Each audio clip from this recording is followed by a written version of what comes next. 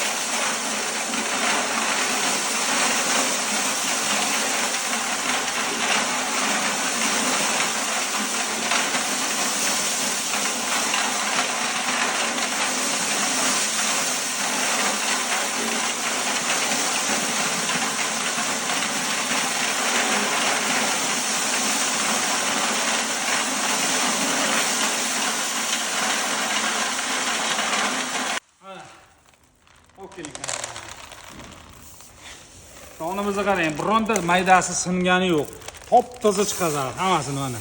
Ishlash jarayonini ko'rdingiz. Qarang, men sob o'sbit qilmadim buni. Ko'proq ham solsangiz bemalol o'tkazib beradi.